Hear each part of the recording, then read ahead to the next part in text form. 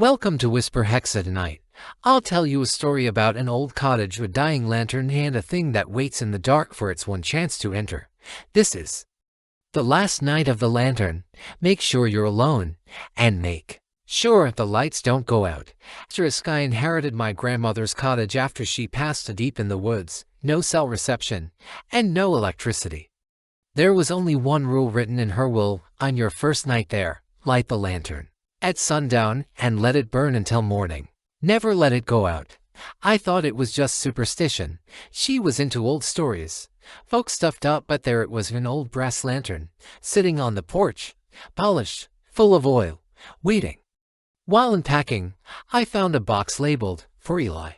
Inside, an old cassette recorder with a tape already loaded. I pressed play. Grandmother's voice, calm, slow: "If you hear him in the trees, do not answer. If he knocks, do not open. If he whispers your name, don't say it back. And above all else, don't let the lantern die. He only comes once, Eli, and always on the first night." Then silence. I lit the lantern at dusk. The house was quiet. Around 11 p.m., I heard leaves crunching outside. Then a low whistle. Something moved past the window, tall, too fast for a man. I turned up the lantern's flame. It was like the shadows pulled back. At 1:08 a.m., the doorknob jiggled. Then a knock. Then three more. Knock, knock, knock. Knock. The exact rhythm she always used when I visited as a kid. But she's dead. At 3:03 a.m., the flame flickered. The oil was almost out.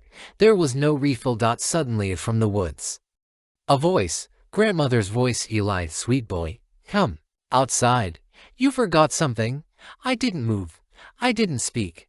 I stared at the lantern. Then from behind me, inside the house, a whisper: "Don't let it die." But I hadn't said that. The voice was mine, mocking, repeating, over and over. I grabbed the lamp, shaking, praying, trying to keep the light alive. 4:59 a.m., the lamp hissed. The last flicker of flame danced like it was fighting. Then silence. Then one final knock. The front door creaked open on its own. The trees outside looked different, taller, wrong. And then I saw him, the lantern man, pale, with a stitched mouth and no eyes, but I could feel him smiling. He stepped forward, slowly, and I passed out. I woke up just before sunrise on the floor, covered in ash. The door was shut. The lantern was broken. On the wall, carved deep: "Only one night.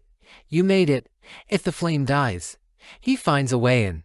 If you survive tonight's story." Subscribe to Whisper Hex and comment below. Burn or let it die. I'll be watching.